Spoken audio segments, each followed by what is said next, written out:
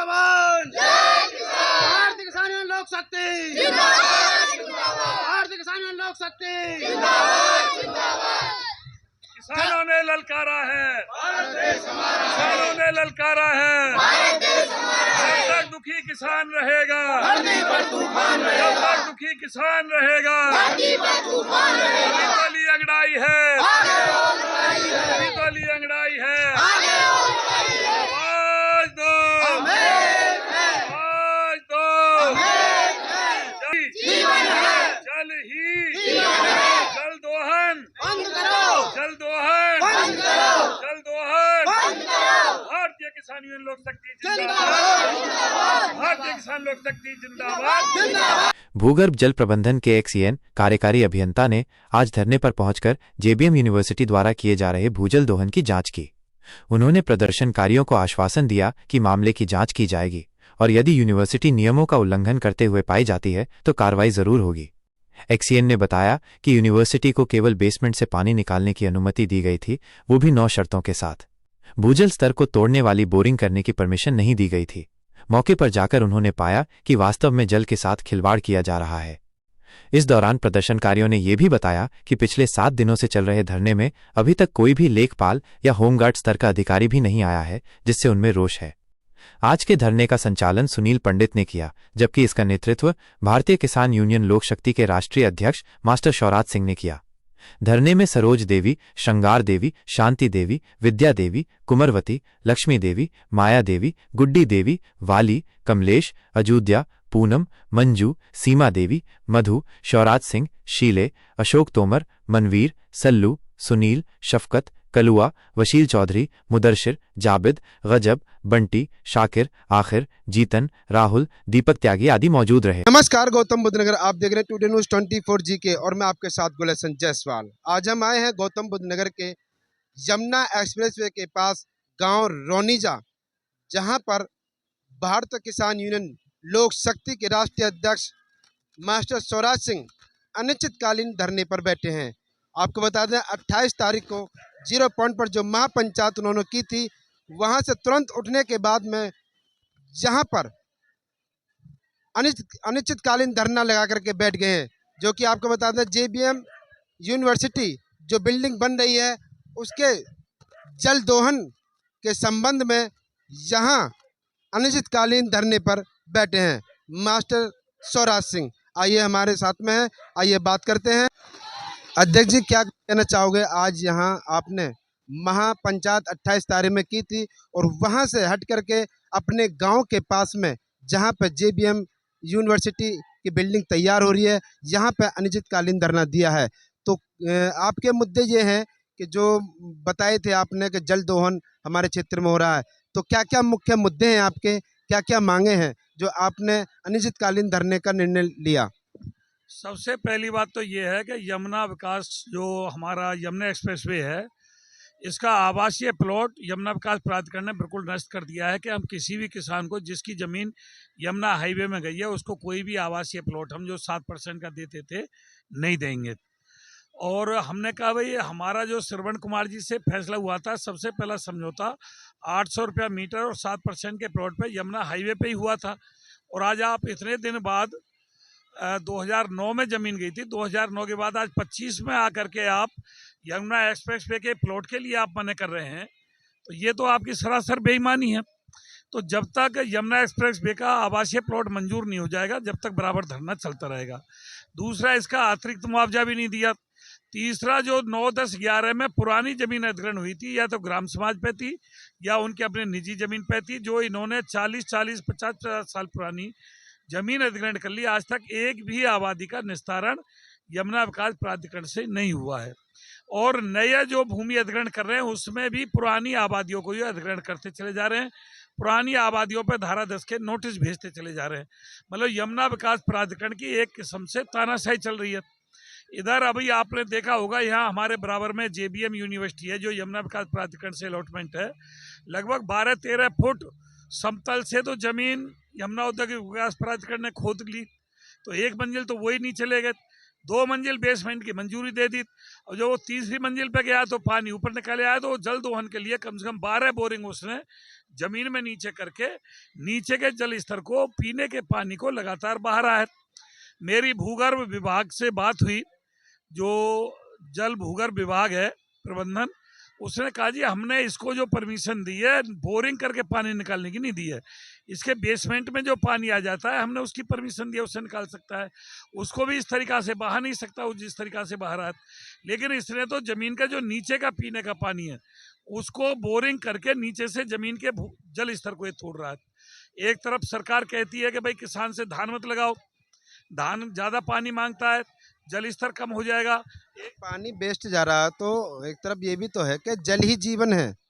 जल ही जीवन है। माननीय मुख्यमंत्री जी अमर तालाब बना रहे हैं गांव-गांव, और एक तरफ यहाँ यमुना विकास प्राधिकरण से सारे बिल्डरों को, एक बिल्डर जेबीएम ही नहीं, एएस है और सारे बिल्डर हैं, अभी यहाँ और सारी नरसी मुंजी भी यूनिवर्सिटी है, सब यहाँ बेसमेंट बनाएंगे और सभी जल दोहन करेंगी। तो हमको तो गंदा और बासा पानी पीना पड़ेगा पूरे क्षेत्र को। सबसे पहले हमारे जल पे ही संकट आया है, तो हमने पुलिस अधीक्षक को भी, डीसीपी जो हैं उनको भी, पुलिस कमिश्नर को भी और जिलाधिकारी को भी, यमुना अथॉरिटी को भी, भूगर्भ विभाग को भी, सबको हमने ट्वीट के माध्यम से भी और लिखित शिकायत पंचायत करके हमने कहा कि जल दोहन बंद होना चाहिए। जल दोहन सबसे बड़ी बीमारी है हमारे क्षेत्र के लिए। अभी आप पे ना तो टंकी की व्यवस्था है, ना पीने के पानी की व्यवस्था है, और हमारे हेडपंप अभी से पानी छोड़ने लगे हैं, तो हमारे जीवन पे आपके संकट ला रहे हैं। दूसरा, यमुना विकास प्राधिकरण की जो 7% के प्लॉट की है, 64.7% की है, आबादी निस्तारण की है, या जेवर एयरपोर्ट के किसानों की है, R&R के भुगतान को बढ़ाने की बात है, विस्थापन प्रक्रिया में शुद्धता लाने की बात है, इन सारे मुद्दों को लेकर के 29 तारीख से हमारा यहाँ लगातार धरना चल रहा है। अभी किसी भी अधिकारी ने आकर के संज्ञान नहीं लिया है। एक पुलिस का होमगार्ड भी हमारे पास नहीं आया है कि भाई आप धरने पे क्यों बैठे हुए हैं, आपकी क्या मांग है। हालांकि हम वहाँ घोषणा करके आए थे अधिकारियों के बीच में, पूरी नहीं हो जाएंगी, हम बराबर ग्राम रोनीजा पे धरना देते रहेंगे। 28 तारीख में अध्यक्ष जी आपने महापंचायत की थी, और उस महापंचायत में आपने अलग ऐलान ये भी किया था कि हमने ये कहा था कि सब संयुक्त किसान मोर्चा सब इकट्ठे हो जाओ, और आपने ये कहा था हमारी अगर मांगे या मुद्दे हमारे शासन प्रशासन ने नहीं सुनी तो हम दिल्ली कूच करेंगे। तो दिल्ली तो नहीं जा पाए आप, लेकिन आप अपने गांव में घर पे अनिश्चितकालीन धरना दिया है आपने, तो इसका क्या कारण है? ना तो ये है कि 0 पॉइंट है, वहाँ अलग पड़ जाता है, यमुना विकास प्राधिकरण का क्षेत्र भी नहीं रहता।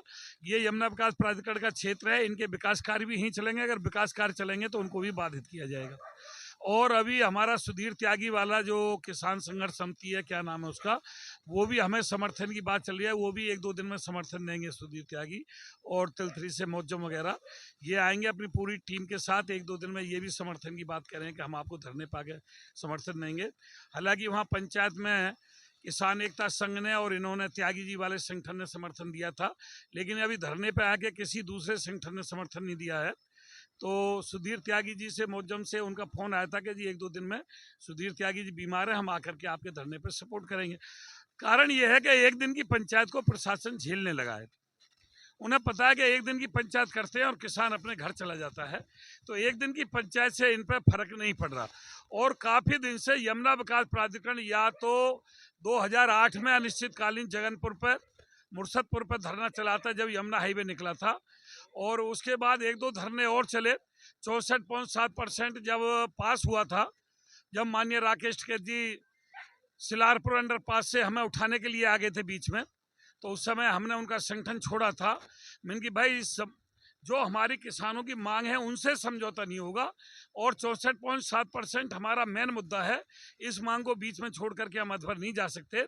तो राकेश टिकैत जी को हमने हाथ जोड़ दिए थे और अपने धरने से कह दिया था आप जाओ, हमारा धरना चलेगा। तो वो चले गए थे, वो धरना उठवाने के लिए आए थे। तब एक धरना चला था कि जब तक 64.7% नहीं मिला, चेक नहीं बटके, हम 4.5 महीने सिलारपुर अंडरपास पर धरना देके बैठे रहे। उसके बाद कोई मजबूत धरना नहीं चला। हम भी ये फीलिंग करते थे कि पंचायत की ज्ञापन दिया चले आए, अधिकारियों से। क्या कुछ कहना चाहोगे? आज यहाँ पे जो अनिश्चितकालीन धरना 28 तारीख से लगातार चलता आ रहा है, तो क्या कुछ कहना है, क्या क्या मांगे हैं, क्या क्या मुद्दे हैं? जय जवान जय किसान।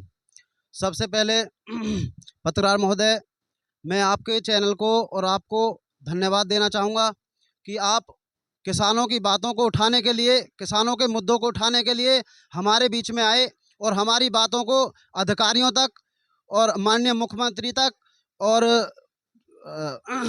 आगे पहुंचाने का आपने कार्य किया, तो इस चीज़ का मैं आपको धन्यवाद देता हूं। रही बात धरने की, तो अगर हमारा हक मारा जाएगा, क्योंकि सबसे पहले पानी हमारे मानव जो जाति है उसके लिए एक मूल आधार है।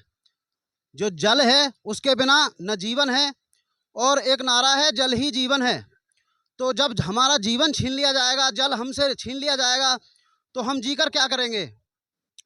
तो जो जल दोहन जो हमारी ये कंपनी यहाँ JBN कर रही है, इसको रोकने के लिए हमने यहाँ अनिश्चितकालीन धरना किया है। हमारे अध्यक्ष जी के जो झंडे के नीचे, भारतीय किसान लोक शक्ति के झंडे के नीचे हम बैठे हुए हैं। माननीय अध्यक्ष जी का जो आदेश होगा वो सर्वमान्य होगा।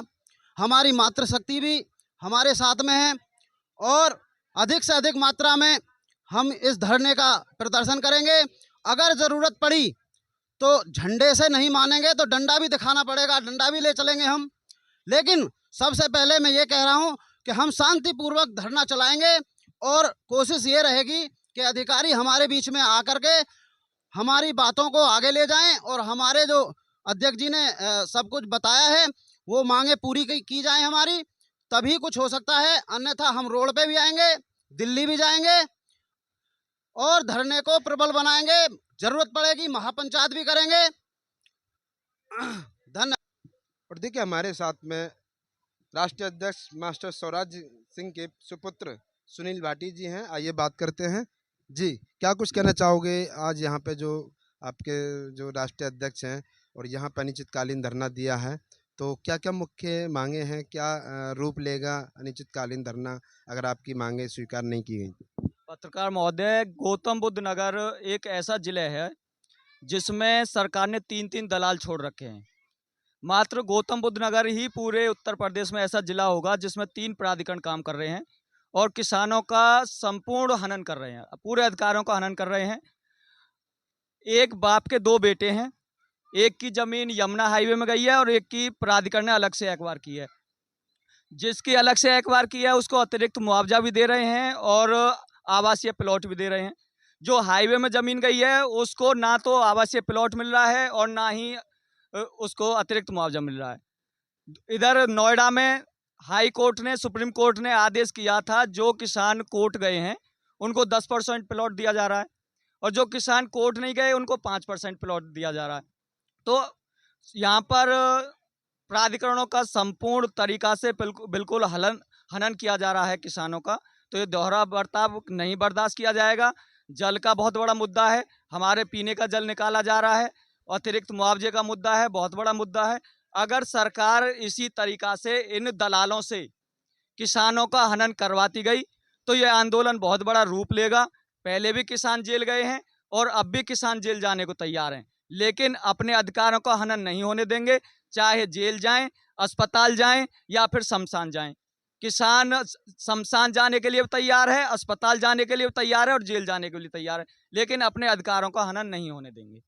देखिए, काफ़ी बातें यहाँ पे हुई है। यहाँ पे बताया कि जो हमारा धरना जो लग रहा है, ये JBM जो यूनिवर्सिटी जो बिल्डिंग बन रही है, यहाँ पे जल दोहन हो रहा है, क्योंकि 10-12 जो यहाँ पे बोरिंग करे हैं, उन बोरिंग द्वारा जो पीने का योग्य पानी वो वेस्ट हो रहा है और साफ कई खेतों में भरा हुआ है। और यहाँ पे आप देख सकते हैं, तस्वीरों में भी देख सकते हैं कि यहाँ कम से कम JBM यूनिवर्सिटी की जो एक बेसमेंट जो तैयार हो रहा है, कम से कम 3 मंजिल गहराई है इसकी। और यहाँ पे जो पानी बैक मार रहा है, अंदर से ज़मीन के अंदर से पानी निकल रहा है, उसी में से पानी को सिंचाई करके यहाँ पे पानी को बाहर निकालने के बाद में टोटल वेस्ट हो रहा है। और आपको बता दें कि एक तरफ सरकार ये कहती है जी जल ही जीवन है, और वाकई में जल ही जीवन है। सरकार प्रयास कर रही है कि जल को बचाने के लिए, पानी को बचाने के लिए, एक एक बूंद को बचाने के लिए आपने देखा होगा गांव-गांव में अमर तालाब का भी निर्माण किया जा रहा है। हमारे जो मुख्यमंत्री योगी आदित्यनाथ जी ने काफ़ी अपनी लगन और अपनी बुद्धिमानी से यहाँ पानी को बचाने के लिए जो अमर तालाब जो बनवाए हैं, और काफ़ी प्रयासों के बाद में ये जो आने वाली जनरेशन के लिए पानी को बचाना वाकई ही एक अच्छी काबिलियत है कि जो यहाँ पे एक मास्टर स्वराज सिंह जो राष्ट्रीय अध्यक्ष हैं, उन्होंने इस बेड़ा को उठाया है और आने वाली पीढ़ियों के लिए पानी को बचाने के लिए, एक एक बूंद बचाने के लिए यहाँ पर अनिश्चितकालीन धरना दिया है। तो बने रहिए टुडे न्यूज़ 24 जीके के साथ। लाइक करें, कमेंट करें। मैं आपके साथ गुलशन जायसवाल, नोएडा।